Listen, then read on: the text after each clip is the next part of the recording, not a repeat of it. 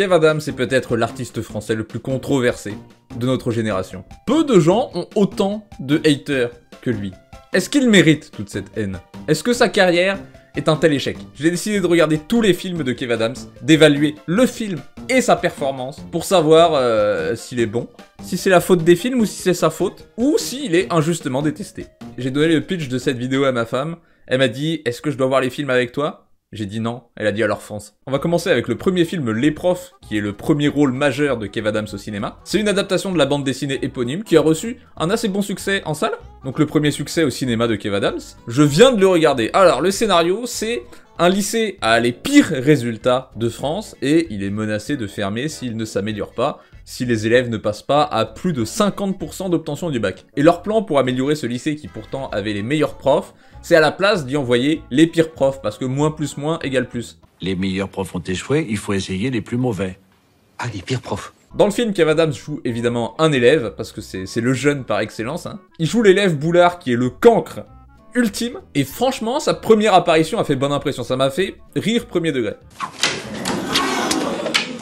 Désolé de vous dire ça, mais j'approuve pas du tout cette méthode. J'imaginais une réplique beaucoup plus surjouée de la part de Kev Adams, mais non, c'est même le contraire. Mais sa performance au cours du film est plutôt en dents de scie, il alterne les bonnes répliques, les bons moments comme celui-là, avec des trucs beaucoup plus douteux. Déjà au Moyen-Âge, mon enfin bref, mon ancêtre, Gontran de Boulard, il arrivait tout le temps en retard au lever du roi Henri XIV. Des répliques comme ça qui sont un peu lourdes, qui manquent de subtilité, mais en même temps, c'est pas lui la vraie star du film. Comme son nom l'indique, Les Profs, c'est plutôt un film qui tourne autour des profs, et c'est les profs qui volent la vedette. Le prof de sport, il est trop marrant.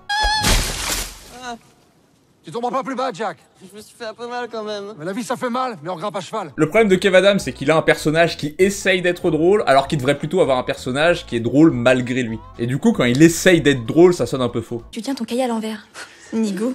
Nigo, expression non utilisée depuis le 19e siècle. Le film en lui-même, il est découpé comme une suite de sketchs où on suit chacun des professeurs avec leur personnalité déjantée. Eux, c'est plutôt marrant, surtout le prof de sport. Eh, Obélix, tu poses ton couscous.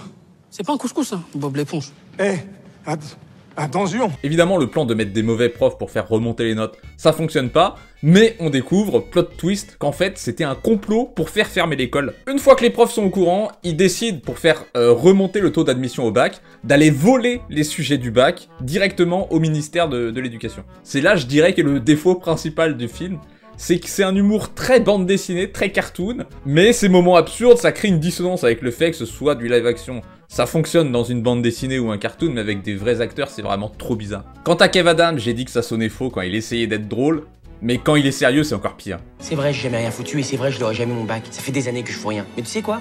Je suis fier. Finalement, les profs se sont gourés, ils ont volé les sujets du brevet à la place du bac. Du coup, à la place, ils trouvent un moyen de corriger chaque défaut de chaque prof pour arriver à enseigner aux élèves et faire remonter le niveau. Mais ils échouent quand même à 1% des 50% d'admission. Mais plot twist, Boulard, le personnage de Kev Adams, s'est fait virer avant le bac, et du coup, sa non-admission a été annulée, et il passe à 50% grâce à son exclusion. C'est assez audacieux, puisqu'on se serait attendu à une rédemption de la part du cancre, mais non, c'est un cancre du début à la fin du film. Finalement, très bon film, plutôt drôle, les gags marchent assez bien, le scénario est vraiment réussi, ils ont évité les facilités scénaristiques, et il y a des bons retournements de situation, donc je lui donne un 8 sur 10 pour le film. Aussi, pour connaître la bande dessinée, c'est vraiment une très très bonne adaptation, on retrouve tous les personnages avec leurs gimmicks habituels, je pense que ça plaît aux fans de la bande dessinée. Pour Kev Adams, une performance assez discrète, beaucoup de ses interventions sont oubliables, je dirais même qu'on s'en passerait volontiers parfois.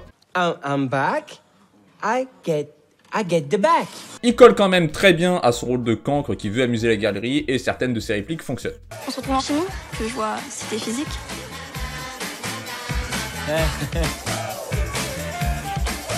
Pas compris. Je donne un 5 sur 10 à sa performance. Je précise que cette note ne tient heureusement pas compte du rap qu'il y a à la fin du film. J'en ai marre que mes heures de cours se transforment en heures de colle. Non, ça je te rassure Kev, c'est oublié. Le prochain film que je vais voir va être beaucoup plus funky puisque c'était un énorme échec. Kidon, qui a fait 27 000 entrées en tout.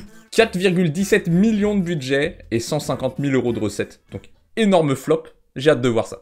Bon, finalement ça se prononce Kidon. C'était pas aussi intéressant que ce que j'imaginais comme film. Le scénario, c'est qu'on soupçonne le Mossad d'avoir exécuté un responsable palestinien, puisqu'il y a 4 personnes qui ont été filmées en train de sortir de sa chambre après son décès. Parmi ces 4 personnes, on retrouve le personnage principal joué par Thomas Sisley et le personnage de Kev Adams. Dans ce film, Kev Adams joue un hacker surnommé Facebook, mais on le voit pas si souvent que ça, puisque comme je vous l'ai dit, c'est Thomas Sisley, le personnage principal. Et j'ai découvert que Thomas Sisley était vraiment insupportable comme acteur. Juste sa manière de parler est énervante, on dirait qu'il se la pète tout le temps, je sais pas. Et à ce titre, je revendique le droit de la France sur ce tableau. Dans le film, on suit toute une cellule du Mossad qui, eux, savent que c'est pas eux qui ont commandité cette exécution. Ils vont donc essayer de choper les 4 personnes qui ont fait ça pour les interroger, essayer de comprendre ce qu'ils ont foutu. J'ai le regret de vous annoncer que la première apparition de Kev Adams est à 30 minutes de film, c'était très difficile pour moi. En fait, vu que son nom était en deuxième au générique, je me suis dit qu'il avait un rôle important, mais on le voit vraiment pas souvent. Facebook, c'est comme ça qu'on m'appelle. Comme une face. Et un book. Bref, une fois que les 4 compères se font choper par le Mossad, on entre dans une nouvelle ère du film, puisque à partir de là, c'est les personnages qui vont raconter ce qui s'est passé, et ça va être raconté à partir de flashbacks. J'ai la théorie qu'ils ont supprimé la plupart des scènes avec Kev Adams, puisque en regardant le film, vous allez vous dire qu'il a rien à faire là. Le film n'essaie pas du tout d'être drôle, c'est pas spécialement comique. C'est pas non plus hyper sérieux, mais c'est pas comique. Et on a Kev Adams avec ses apparitions, et il fait le clown, donc c'est... Arrête ta gueule. T'as totalement l'impression que Kev Adams a été rajouté dans un film. Genre, imaginez n'importe quel film sérieux, et on rajoute un personnage joué par Kev Adams qui raconte plein de conneries, genre. C'est génial. Ok, mais qui c'est qui paye le jus d'orange là? Les 4 personnages racontent leur plan très ennuyeux pour exécuter ce type palestinien. Et le Mossad, ils essaient de comprendre. Je crois qu'ils leur en veulent un peu. Il y a ce moment qui m'a fait énormément rire, mais c'est pas grâce au film. C'est quoi ça? On me prend pour un con! Quelle journée de merde, ça s'arrête quand? C'est juste, ça me fait tellement rire que des gens soient autant énervés de voir Kev Adams sur leur écran. À la fin, énorme plot twist, puisque ces 4 personnages qui se faisaient passer pour des agents secrets, des agents spéciaux, ils ont menti. En fait, ils ont pas du tout tué le type palestinien. Tout ça, c'est une mise en scène, dirigée principalement par Facebook, puisque lui, c'est vraiment un hacker. Tous les autres, c'est des types random. Ils ont fait croire que c'est eux qui ont tué ce type, alors qu'il est juste mort d'une crise cardiaque. Tout ça pour se faire de l'argent d'une manière ou d'une autre. Voilà. Donc le film met énormément de temps à démarrer. Et je dirais qu'il démarre pas vraiment d'ailleurs. Il se passe rien d'intéressant dans le film. Toutes les scènes, tu les survoles. On se fout de chaque chose qui arrive. Tellement ça a l'air insignifiant. Même le giga plot twist à la fin, le film insiste pas tellement dessus. Ce qui est drôle, c'est que le personnage de Kev Adams, il a un rôle très important dans le film, et pourtant, on le voit jamais. Il a très peu de scènes alors qu'il joue un rôle très important. C'est pour ça que je me dis qu'ils ont sûrement coupé des scènes. Il y a aucune vraie raison pour que ce soit le personnage de Thomas Sisley, le personnage principal, parce qu'il a rien de spécial. Donc vraiment, on s'ennuie pendant ce film. J'ai du mal à lui trouver des qualités. Le pire, c'est qu'il fait vraiment cheap. Le montage est atroce, les transitions, c'est... on peut plus faire des transitions comme ça dans un film, on n'a pas le droit. Il y a des faux raccords tout le temps et c'est hyper visible. La musique, elle est jamais bien placée. Et il y a plein de répliques qui ont été redoublées et c'est distrayant parce que ça aussi, c'est ultra visible. Derrière, ils sont plus là, ils sont plus dans la voiture! Comme j'ai dit, Kev Adams, il a rien à faire dans le film, il est pas du tout dans l'ambiance, et il est pas très bon non plus, mais le film est tellement mauvais que c'est quand même lui la meilleure partie. Kev Adams, c'est les seules scènes dans le film où il se passe un peu un truc, puisqu'il fait le clown. Il est pas spécialement drôle, mais au moins c'est distrayant. Je donne au film 1 sur 10, c'est purement inutile comme œuvre, et Kev Adams 3 sur 10, il est un peu au-dessus pour les raisons que je vous ai données. Pour le prochain film, on va repartir avec un succès Fiston, enfin un rôle principal pour Kev Adams, qui partage d'ailleurs avec Franck Dubosc. J'ai hâte parce que j'adore Franck Dubosc. Alors voyons ça. Hey, c'était bien! Alors le scénario de Fiston, Kev Adams, il est obsédé par une fille de sa classe depuis des années et des années, il la suit partout, il la dessine, c'est un malade mental. Et il apprend qu'un type, il y a 20 ans, est la seule personne à avoir jamais réussi à séduire la mère de la fille par laquelle il est obsédé. Il va donc trouver ce personnage joué par Franck Dubosc et prendre des cours de séduction avec lui. Mais il le force d'abord à nettoyer et réparer sa voiture pour prouver sa loyauté. Il y a vraiment des passages hyper drôles au début du film, j'ai l'impression qu'il y en a un peu moins sur la fin. Ah bah non, t'as pas d'amis. Moi, j'ai pas d'amis. Bah non. Mais j'ai que ça, des amis ici. Hey, ça va, mec? Ta gueule, connard! Je l'adore ce mec-là. On pourrait dire que le film est passé de comédie-comédie à comédie sérieuse. Et justement, Kev Adams, il est devenu beaucoup plus convaincant quand il est sérieux. J'aime pas beaucoup que tu sortes en semaine quand t'as classe le lendemain. Heureusement que j'ai plus de 12 ans et demi alors, sinon j'aurais pu me faire disputer. Ouh, j'aime pas beaucoup ce ton, hein. Moi j'aime bien. Au fil du film, la relation entre les deux compères évolue, ainsi que le talent en séduction de Kev Adams. Finalement, il arrive à aborder la fille et il se trouve que la mère de la meuf a la même voiture que Franck Dubosc, ce qui lui permet de passer du temps avec elle. Et là, énorme plot twist, en fait Franck Dubosc, c'est le père de la fille. Bon, en vrai, on le voit un peu venir. Et une fois que Kev arrive à choper la meuf, il découvre qu'il est pas amoureux. Alors finalement, il sort avec une fille qu'il a séduit plus tôt dans le film pour s'entraîner. Le film est vraiment drôle, le scénario est sympa et il recèle pas mal de subtilités, ce qui est assez étonnant pour une comédie. Je sais que je suis fou, mais je donne un solide 9 sur 10 au film. Kev Adams, il est globalement convaincant dans son rôle de jeune paumé, il passe par tout un panel d'émotions dans le film, et il y a que quelques cafouillages. Je commençais à avoir peur, mais là je me dis que je vais peut-être pas trop souffrir avec cette vidéo. 8 sur 10 pour Kev. Pour le prochain film, on repart déjà avec les profs, puisque c'est les profs 2, et figurez-vous que c'est la suite du 1. Alors c'est parti. Bon, comment dire? Vous vous souvenez quand j'ai dit que j'allais pas trop souffrir? Ce film est atroce. Bon, déjà c'est n'importe quoi dès le début.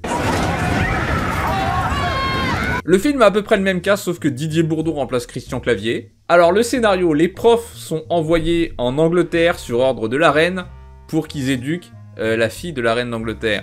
Et ils envoient aussi Kev Adams en Angleterre parce que c'est le seul à pas avoir eu son bac. Donc ouais, le scénario est débile. Rien que dans ce petit résumé que je vous ai donné, il y a 50 erreurs. L'humour du film est au ras des pâquerettes. We heard a cashew. Des cachous? Des petits bonbons, les cachous, les boîtes jaunes? Cashew, prison. Ah, cachot, vous voulez dire? Ah! La fille de la reine, c'est une mauvaise élève et une rebelle comme Boulard, donc on sait à peu près ce qui va se passer. Je me plaignais du côté cartoon du 1, mais alors là, ils sont montés de 5 crans d'un coup. Ils sont constamment dans l'excès. Eh, le réalisateur, fais un dessin animé. Je suis très sérieux quand je vous dis que j'ai pari une seule fois. J'ai passé le film à soupirer. Et ce qui me rend dingue, c'est que le film a été plutôt bien accueilli. Il a juste fait un tout petit peu moins d'entrées que le 1. Alors que moi, le film, je le trouve presque triste parce qu'il fait énormément d'efforts dans des gags qui sont pas drôles du tout. Ça met mal à l'aise. Imaginez quelqu'un de pas drôle qui vous fait un sketch. Je vais vous faire une petite compile parce que vous pouvez pas imaginer le niveau du film.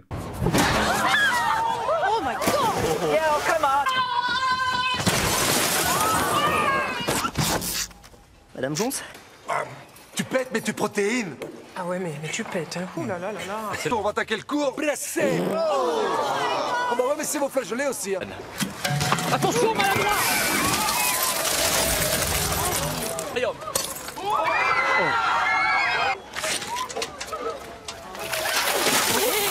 Félicitations Boulard, je vous mets un 20 sur 20.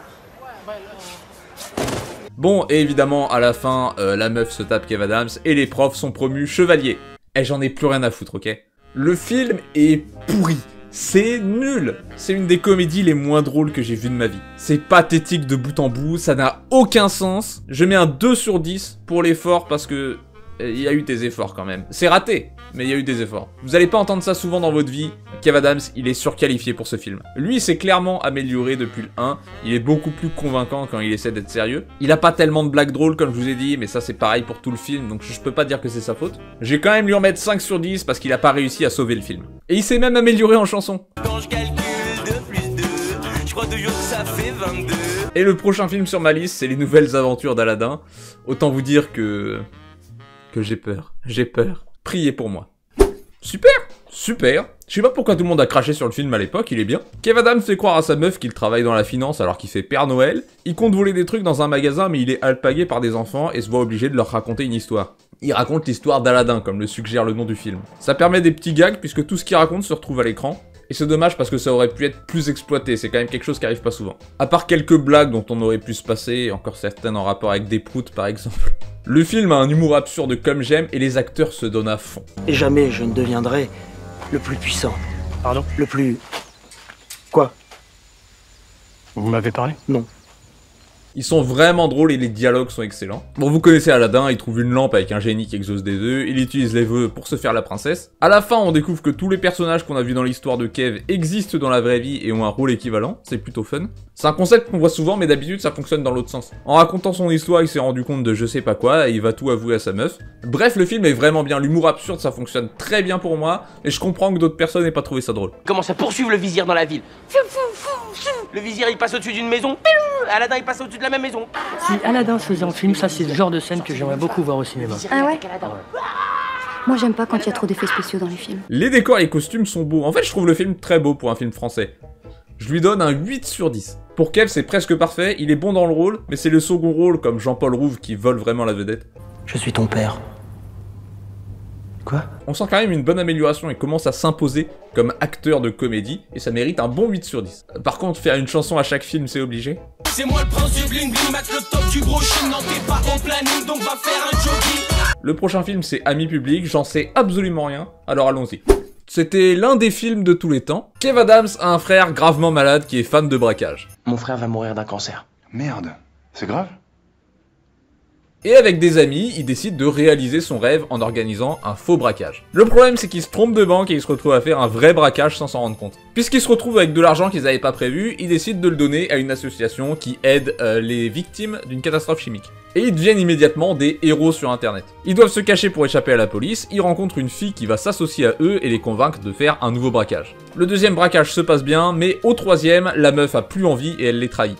Ils se font choper, le frère de Kev Adams se meurt et ils font 4 ans de prison. Une fois sortis de prison, ils partent en Argentine et on découvre qu'ils ont pu reverser tout l'argent à l'association. C'est un film correct, c'est assez sympa à suivre. L'histoire en elle-même est bien, mais le scénario est incohérent, ça a pas tellement de sens tout ce qui se passe dans ce film. C'est un peu drôle, même si je dirais pas que c'est le but principal du film. Je trouve les dialogues assez mauvais et plusieurs acteurs sont moyens. Mais non, au contraire, je vais vivre, enfin, putain les gars, je vais vivre. Enfin, Tu comprends?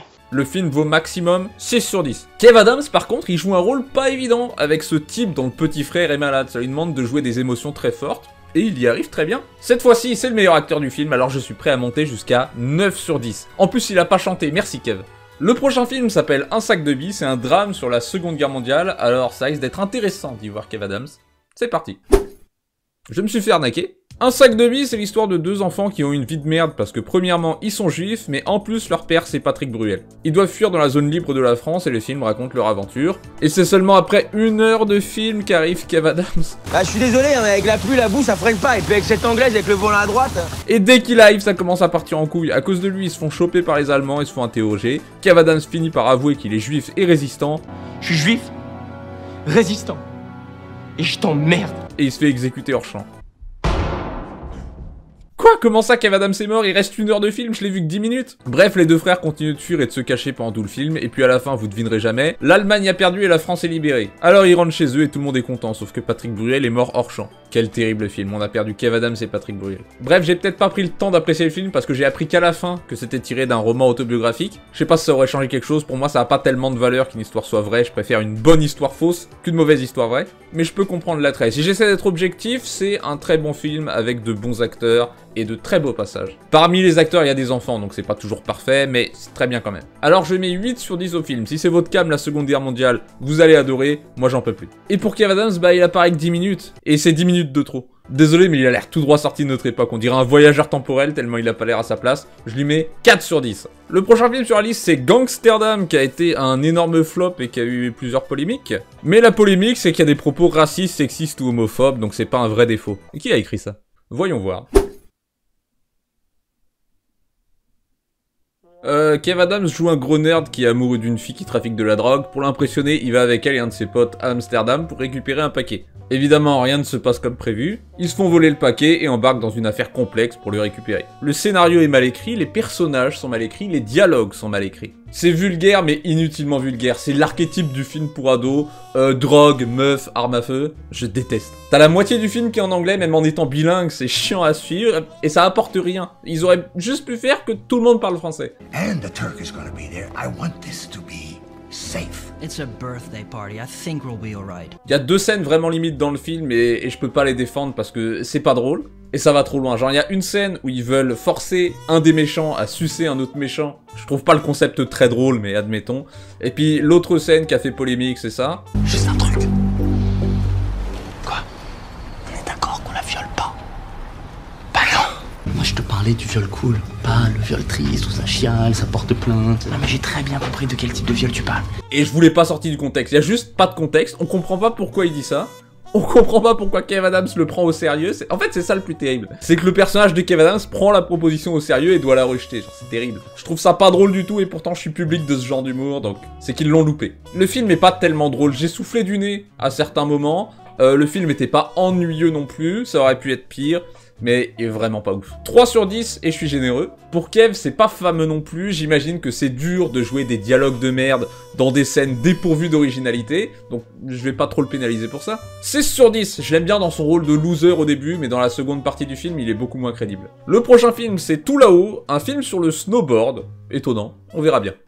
Ouh, ça va être dur à noter, ça. Kev Adams est un influenceur snowboard, et rencontre par hasard son idole et arrive à se lier d'amitié avec lui. Ils vont chacun s'aider mutuellement, Kev va lui redonner la motivation pour le ski et la montagne, et lui va lui apprendre tout ce qu'il sait. Il décide de gravir l'Everest. Le film raconte l'histoire du personnage de Kev Adams, comment il arrive à avoir une petite renommée dans le milieu du snowboard, comment il finit par tout gâcher avec une histoire de stupéfiant qui lui fait perdre tous ses sponsors. Si je dis que c'est dur à évaluer, c'est parce que le film a de très bonnes qualités, et aussi de très gros défauts. Il y a plein de petites sous-intrigues qui sont pas explorées, genre on le voit tout le temps en train de filmer des vlogs, mais jamais en train de s'intéresser à son audience ou de parler des performances de ses vidéos. J'aime pas du tout le montage du film, il y a tout le temps des ellipses dans l'histoire qui d'ailleurs commence par la fin sans vraiment de raison. C'est un peu inutilement confus de ce côté-là. Par contre les décors sont magnifiques évidemment, le film se passe à la montagne. C'est filmé de haut, où on voit le snowboard, vraiment juste 2 personnes toutes seules qui font du snowboard, du ski, des plans magnifiques filmés au drone, enfin ça fait voyager. Vraiment ça communique bien le sentiment d'être tout seul dans la montagne. On arrive bien à ressentir ce que ressentirait, j'imagine, un snowboarder tout seul en plein milieu de la montagne en train de glisser, la paix intérieure, enfin c'est vraiment beau. Vraiment on sent l'amour de la montagne dans le film, ça fait plaisir. Je mets un 6 sur 10 au film puisque comme je vous l'ai dit il est très inégal dans ses qualités. Vous pourrez soit l'adorer soit le détester. Kev Adams il finirait presque par me convaincre qu'il aime le snowboard. J'ai envie de descendre cette pente. Putain ce que j'ai envie de la descendre. Il y a quelques passages où on voit qu'il sort de sa zone de confort avec ce film, mais globalement il se débrouille bien. Je lui mets un 7 sur 10, si vous avez pas compris c'est pas du tout un film comique, enfin il peut y avoir des passages un peu drôles mais c'est pas le but. J'imagine que c'est un film qui peut plaire aux fans de glisse. Le prochain film s'appelle Love Addict, ça a l'air drôle, est-ce que ça le sera? Je vous le dis après la pub. Non je rigole, c'était bien. Kev Adams est accro aux femmes, tellement qu'il se fait virer parce que... Comme vous avez couché avec ma secrétaire, ma femme, ma fille. Il se fait embaucher dans une nouvelle boîte, mais pour garder son travail, il va devoir guérir son addiction. Monsieur Debreu, je suis sincèrement désolé pour votre secrétaire, votre femme et vos filles. Comment ça, mes filles?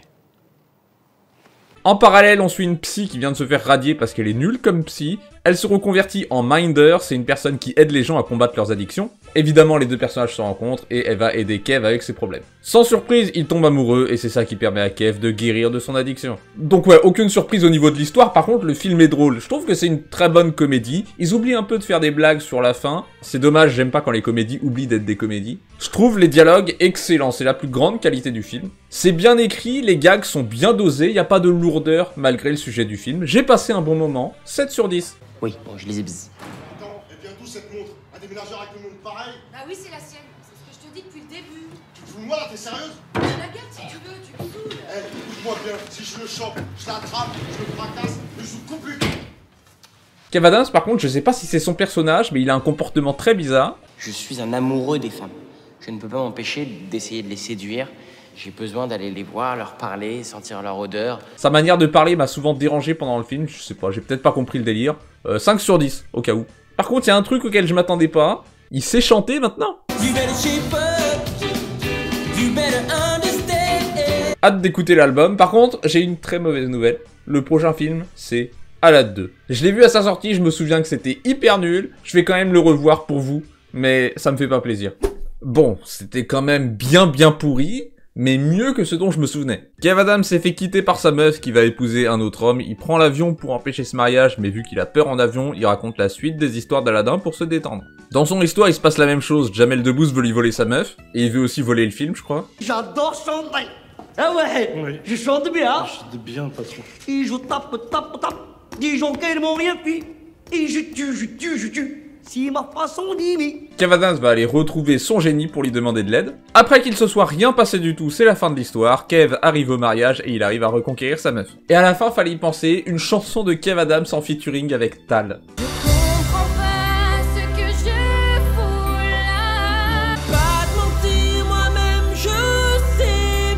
L'humour du film est plutôt raté. Toutes les blagues durent trop longtemps, d'ailleurs toutes les scènes durent trop longtemps.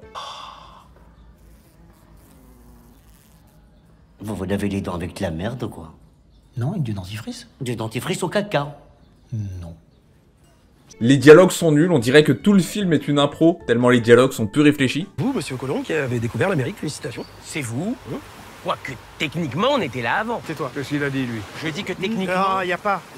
Quoi, techniquement? Techniquement, y a rien. Les acteurs sont soit mauvais, soit ils en font trop. Jamel Debbouze, il est insupportable. Son accent, il est marrant 2 secondes, mais ça devient vite relou. J'aime la vie, j'aime la poésie, j'aime chanter. Alors si ça être malade, oui, je suis malade. Complètement malade. L'histoire, elle traîne en longueur, ils perdent tellement leur temps à faire des sketchs inutiles que ça avance pas. 3 sur 10, parce que c'est mieux que les profs 2 quand même. Il y a des passages drôles, mais à chaque fois qu'ils font une bonne vanne, ils finissent par la gâcher. Kev Adams, il est pas mauvais par rapport aux autres, il est pas très bon non plus, 6 sur 10. Le film suivant, il s'appelle Haters, ça a l'air d'être une référence à Kev Adams et ses nombreux haters, peut-être de l'autodérision. Vous l'avez fait. Vous l'avez fait, bande de fous. Vous l'avez vraiment fait, vous avez fait un film pire que les profs 2. Étonnamment, un des trucs les plus drôles, c'est le générique au début, avec plein de messages de haters à la place de juste présenter le nom des gens. Mais quand tu le regardes après avoir vu le film, tu te dis que les messages ont juste raison. Kev Adams joue Thomas le lama, un youtubeur rigolo qui vient d'avoir 1 million d'abonnés. Quand il demande en mariage sa copine en direct avec un lama, elle trouve ça nul et le quitte. Et Internet trouve ça nul d'exploiter un animal et il se prend un bad buzz. Il va donc voir, Elise Moon pour qu'il l'aide à trouver les adresses de ses plus gros haters pour aller les voir un par un. Évidemment, ça se passe jamais comme prévu. Bonjour, on cherche Princesse Mimi. C'est moi. C'est quoi? Et chaque hater qu'il va voir mène à un sketch pas très marrant et à un caméo de célébrité qui joue mal. Olivier Giroud le vrai, c'est toi? Ouais, Olivier Giroud le vrai pour voilà, montrer que c'est bien moi, parce qu'il y a des centaines de faux comptes, tu connais. Plot twist à la fin, sa meuf, bah c'était une des haters. Dès le début, elle voulait qu'il arrête YouTube. Alors pour la reconquérir, il arrête YouTube. Donc il a une meuf qui ne le soutient pas dans ce qu'il fait, et il arrête sa passion pour pouvoir rester avec elle. C'est hyper triste. C'est horrible comme message. Le film est horrible. J'ai pas vu un film aussi nul depuis, les profs 2. C'est pas compliqué, tout est raté, y a rien à garder. Imaginez un défaut, ce film-là. C'est un film qui n'avait pas besoin d'effets spéciaux, ils ont réussi à rater des effets spéciaux. Non, mais c'est pas vrai, je déteste, mais qu'est-ce que j'ai fait? Non, ma chérie, c'est un désastre. Toutes les blagues sont mauvaises et sont étirées. Genre il va voir un hater qui dit sur toutes ses vidéos qu'il veut le déglinguer. Lui il pense qu'il veut se battre, mais en vrai il veut le déglinguer. La scène dure 5 minutes alors qu'on a tous compris la blague dès le début. Ça aurait pu me faire souffler du nez s'ils étalaient pas autant la vanne. C'est juste affreusement pas marrant. Tous les acteurs sont mauvais. Il y en a pas un. Tous les caméos de célébrités ils sont mauvais. Il y a peut-être Franck Dubosc qui est assez marrant. J'ai songé à donner 0 à ce film, mais je pense quand même qu'ils auraient pu faire pire, donc 1 sur 10. Kev Adams, comme tous les acteurs du film, il est mauvais. De temps en temps il est juste, mais la plupart du temps non. Je devrais être en train d'essayer de récupérer ma meuf plutôt qu'essayer de récupérer des followers. Pourquoi on s'attarde autant sur les messages méchants? 3 sur 10. Et j'espère vraiment qu'il a pas tourné dans un film pire que ça, parce que c'est une épreuve ce genre de film. Le prochain film c'est L'amour c'est mieux que la vie. J'ai pas l'impression qu'il joue un grand rôle dans ce film, mais j'ai décidé de le regarder quand même. Bon, j'ai pas eu ma dose de Kev Adams, mais c'était un film intéressant. C'est l'histoire de Gérard Darmon qui a rencontré Jésus il y a 20 ans avec ses amis. Jésus, Jésus comment? Jésus tout court. Ils ont reçu les numéros gagnants d'une course de chevaux et ils sont tous devenus très riches. Et Kev Adams, c'est son fils. Gérard est malheureusement mourant, ses amis décident de payer une femme pour lui faire vivre sa dernière histoire d'amour. On assiste au début de leur histoire et la femme a l'air de s'attacher à Gérard. Il finit malheureusement par avoir une attaque, elle appelle le SAMU, et qui c'est qui arrive? Jésus pour le ressusciter. Vous me faites penser à un chauffeur de taxi que j'ai connu il y a quelques années, mais alors c'est incroyable. Elle finit par lui avouer qu'elle a été payée par ses amis, mais qu'elle est vraiment amoureuse. Il meurt réellement quelques temps plus tard. Voilà, je vous ai raconté tout le film, vous avez peut-être l'impression qu'il s'est pas passé grand chose dans ce film, et c'est le cas. Et il est pas inintéressant pour autant. Le film prend vraiment le temps de présenter les personnages, de poser le décor, de faire vivre les conversations, ce qui fait qu'on s'attache vraiment aux personnages, qu'on vit vraiment les instants. C'est trop lent par moment, mais une fois qu'on se met dans le bon état d'esprit, on comprend ce qu'essaie de dire le film. Tous les acteurs sont excellents, les dialogues sont très réalistes, les personnages sont attachants comme j'ai dit, et puis il y a une aura de mystère avec cette histoire de Jésus qui se balade dans les scènes. C'est le seul film de cette liste où j'ai eu l'impression de voir une œuvre d'art plutôt que du divertissement. Attention, je dis pas que l'un est meilleur que l'autre, je dis juste que c'était une expérience spéciale. En tout cas, ça rend le film hyper difficile à noter, j'ai songé à ne pas lui donner de note, finalement j'ai opté pour un 7 sur 10. Kev Adams, comme je vous ai dit, il apparaît très peu dans le film malheureusement, mais on a un aperçu de son potentiel quand il est vraiment dirigé par un bon réalisateur. Il y a une scène un peu longue où il apparaît en tant que fils qui apprend que son père va mourir, et ben il est excellent. 8 sur 10 parce que les autres scènes m'ont pas convaincu. Le film suivant c'est Maison de retraite, apparemment on repart sur une comédie classique, allons-y. Finalement, c'était peut-être pas tellement une comédie. Kev Adams est un jeune travailleur de supermarché en galère. Après avoir mal parlé à une vieille, il se fait virer. En s'énervant, il fait tomber des planches sur la vieille et elle l'attaque en justice. Pour éviter la prison, il se voit obligé de faire des travaux d'intérêt général dans une maison de retraite. Le problème, c'est que Kev, il déteste les vieux, il doit plein d'argent à une racaille et il se fait virer de chez son pote qui l'hébergeait. Les vieux se mettent à avoir pitié de lui, ils l'aident et lui apprennent la vie. À partir de là, ça se passe beaucoup mieux pour lui. Le truc, c'est que Kev Adams, il est orphelin dans le film. Donc il a jamais côtoyé de vieux et ça explique pourquoi il déteste les vieux. C'est alors qu'il découvre ceci. Personne n'a de famille, vous avez jamais de visite, vous sortez jamais, le matériel est défaillant, la bouffe est dégueulasse. En effet, le directeur de la maison de retraite profite des résidents et leur a fait signer un contrat qui est une arnaque. Ils organisent alors une grande évasion car le contrat ne fonctionne pas s'ils sont hors de la maison de retraite, ou un truc comme ça, j'ai pas bien compris ce passage. Ils les emmènent vivre à l'orphelinat où il a grandi, où ils peuvent avoir la famille qu'ils n'ont jamais eue, et où les enfants peuvent avoir les parents qu'ils n'ont jamais eus. C'est beau, le film est sympa, les personnages sont plutôt attachants. Le scénario est un peu cohérent à part cette histoire de il faut pas être dans la maison de retraite pour que le contrat fonctionne. Je m'attendais à plus rire, mais c'est peut-être pas le but, mais même les moments où t'es censé rire, je trouve pas ça drôle. Vous l'auriez adoré. Il est où maintenant? Au ciel. Il est pilote de ligne? Ça parle quand même d'un sujet important, c'est la solitude qui revient beaucoup, puisque t'as les orphelins d'un côté, les vieux de l'autre, et puis dans les deux cas, il leur manque quelque chose, et je trouve ça très beau, la fin, où j'avais pas du tout vu ça venir, qu'ils allaient s'entraider, les vieux et les orphelins. Allez, je vais mettre 7 sur 10, j'aurais préféré que le film soit drôle, on va dire que l'histoire vaut le coup. Pour Kev Adams, presque parfait, je l'ai mis 9 sur 10. Il est vraiment très bon dans le rôle, il arrive à être un peu marrant d'un côté et touchant de l'autre, bien joué, rien à dire. Le prochain film c'est Happy New Year. Je sais pas ce que c'est. Et maintenant je sais ce que c'est parce que je l'ai vu. C'est l'histoire de Kev Adams et d'une meuf qui se connaissent pas, ils sont coincés dans un ascenseur. Je pense que c'est le cauchemar de plusieurs personnes ça, d'être coincé dans un ascenseur avec Kev Adams. Au début ils s'engueulent mais ils finissent par faire connaissance et s'entendre un peu mieux. Ils auraient pu assumer le concept du huis clos jusqu'au bout, mais il y a des genres de flashbacks dans d'autres endroits. Ça aurait peut-être été trop expérimental. À la fin ils arrivent à sortir car Kev Adams a demandé à un chat de chercher sa maîtresse pour les aider, c'est plutôt marrant. Ils rentrent chacun chez eux, ils quittent leurs partenaires respectifs et ils finissent ensemble évidemment, tout le monde l'avait vu venir. Le film est vraiment court, hein, 59 minutes, c'est tout juste un film. Et je pense que le film aurait dû être plus long, mais j'ai l'impression qu'ils ont peur de leur concept. Ça aurait pu être sympa, un film où ils sont 1h30 coincés dans un ascenseur, mais il a fallu qu'ils fassent 59 minutes et qu'ils les fassent souvent sortir de l'ascenseur pour des flashbacks. Waouh, c'est magnifique. Et le fait que le film soit si court, ça donne l'impression que les personnages sont bipolaires, parce qu'ils arrêtent pas de changer d'émotion en 5 minutes. Le film avance trop vite de ce côté-là. Et je vais te le dire, hein, je peux pas blairer les mormons. Et moi, les branleurs dans ton genre, je peux pas me les blairer non plus. Ils sont heureux, puis en colère, puis tristes en 5 minutes. En termes de mise en scène, les flashbacks c'était une bonne idée, mais je trouve que ça dessert le film parce que la plupart n'apportent pas grand chose. C'est un peu drôle, même si c'est loin d'être hilarant, c'est un peu émouvant, les personnages sont un peu attachants, mais une fois de plus, de ce côté-là, le film aurait gagné à être plus long. Je mets 5 sur 10 au film, j'ai quand même passé un bon moment, mais je suis resté sur ma faim. Kev Adams, il joue très bien le rôle de l'idiot, comme toujours, mais il arrive à être touchant. Je lui mets un 8 sur 10. Le prochain film, c'est Comme par magie. Un film sur... je sais pas. C'était pas ce à quoi je m'attendais. Kev Adams joue un magicien qui va être papa. Malheureusement, sa femme meurt pendant l'accouchement. Il doit donc élever sa fille tout seul. Et être un papa seul, c'est pas facile, surtout quand il doit assurer ses spectacles de magie. Heureusement, son beau-père Gérard Jugnot est là pour l'aider. Le souci, c'est que sa femme était aussi son assistante dans ses spectacles. Il y a beaucoup de S dans cette phrase. Alors il a du mal à la remplacer. Finalement, il choisit son amie d'enfance qui est orpheline. D'ailleurs, lui aussi, il est orphelin, comme dans tous ses films, j'ai remarqué. Tout se passe bien, mais Kev doit laisser sa fille avec son beau-père pour pouvoir partir en tournée. Quand il retourne la voir, c'est comme s'il était un inconnu pour elle. Un beau cadeau. C'est pour qui le cadeau? C'est pour qui? Ah bah... Bon, bah, ce sera pour moi le cadeau. Allez. Alors ça commence à aller mal, il se met à boire, à tenter des numéros risqués pour se mettre en danger. À la fin d'un de ses spectacles, il pète les plombs et laisse tomber la magie pour finalement redevenir un papa. L'histoire est assez touchante et originale, j'ai eu un peu de mal avec le rythme du film par contre. On a l'impression que les personnages régressent alors qu'on avance dans le film. Ceci dit, parfois c'est comme ça dans la vie, donc est-ce que c'est un défaut du film? Non, le vrai défaut c'est que tout le côté comique est loupé. Donc vous avez fait appel à une mère porteuse? Non, ma mère, c'est sa fille. Enfin, ma fille, c'est sa mère. C'est ça. Votre fille? Sa fille, c'est la mère de la fille. Ah oui. Y a rien de drôle, l'humour est dépassé, et après un tiers du film, il essaie même plus d'être drôle. Donc j'ai juste vu le film comme un drame, et là c'est plus cohérent. J'ai opté pour un 8 sur 10 parce que je peux pas trouver de défaut au film, mais je l'ai pas aimé à ce point-là non plus. Kev Adams par contre, bluffant. La scène où il se rend compte que sa fille a pas envie de le voir, il prononce pas un mot, mais il dit tout avec ses expressions. Il est dans le rôle et on voit même plus Kev Adams. J'ai bientôt vu tous ses films, alors je reconnais ses habitudes, et là, elles sont absentes. 9 sur 10, car c'est pas encore la perfection.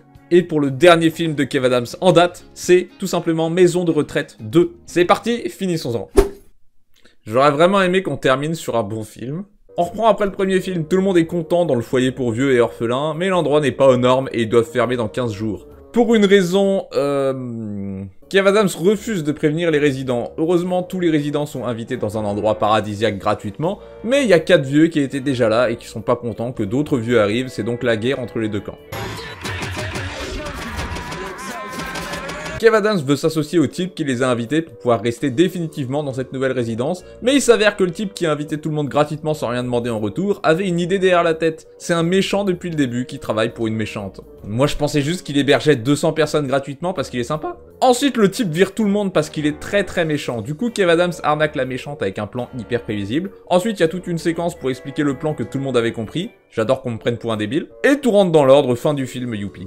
Je crois que j'ai jamais autant regardé l'heure pendant un film, j'ai jamais autant eu hâte qu'un film se termine. C'était atroce. Je me souviens du jour où je suis tombé dans les escaliers, c'est un meilleur souvenir que le fait d'avoir regardé ce film. Chaque élément du scénario est prévisible, chaque détail est prévisible, et le film se comporte comme si on savait pas ce qu'allait se passer. Le film croit qu'il est subtil, c'est ça le pire. Tous les acteurs sont mauvais, du plus connu au moins connu, c'est une prouesse. L'histoire est incohérente de bout en bout, tous les personnages sont oubliables, y a pas un seul moment dans ce film qui est drôle, tout est raté. C'est les nouveaux, ils viennent d'arriver. Quoi? Il y a des bulots et des linguinés? Eh ouais, il est sourd. C'est le terrain à la grand-mère de ma race. T'as dit quoi? C'est le terrain à la grand-mère de ma sœur. Si c'est la grand-mère de ta soeur, c'est ta grand-mère aussi. Je suis désolé, mais je pense que ce film mérite un 0 sur 10. C'est le pire. Kev Adams, j'ai pas vraiment fait attention à sa performance tellement j'étais aveuglé par la nullité du film. Je suppose qu'il était pas trop mauvais, même si aucun acteur était vraiment bon, alors 6 sur 10. Et voilà, on y est, j'ai regardé tous les films de Kev Adams à raison de 1 film par jour pendant 17 jours. J'ai donné en moyenne au film une moyenne de 5,23 sur 10. Et à Kev Adams, une moyenne de 6,41. En résumé, il a tourné dans de très bons et de très mauvais films, mais ces bons films n'ont pas forcément eu le succès qu'il méritait, je trouve. Il y a assez peu de ses comédies qui ont été vraiment bien reçues, ce qui fait qu'il n'a pas eu une bonne réputation dans le milieu des comédies.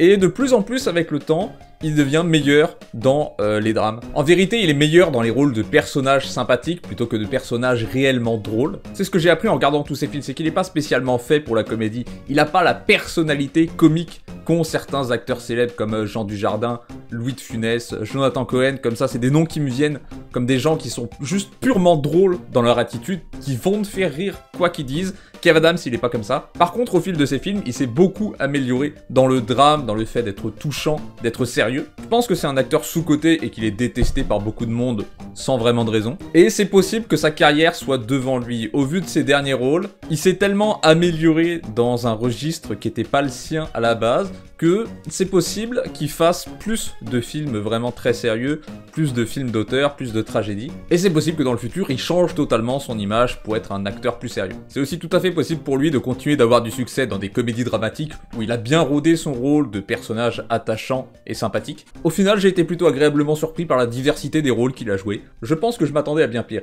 J'espère que la vidéo vous a plu. Je vous invite à vous abonner et à devenir membre de la chaîne si vous voulez me soutenir et soutenir ce genre de vidéos. Merci d'avoir regardé et à bientôt.